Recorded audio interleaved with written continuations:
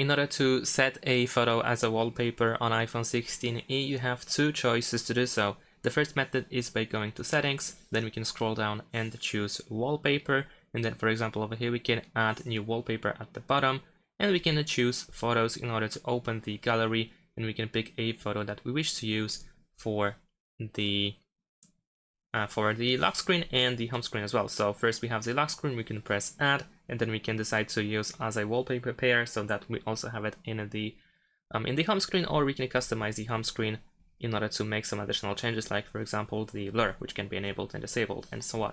And then we can press down in the top right corner.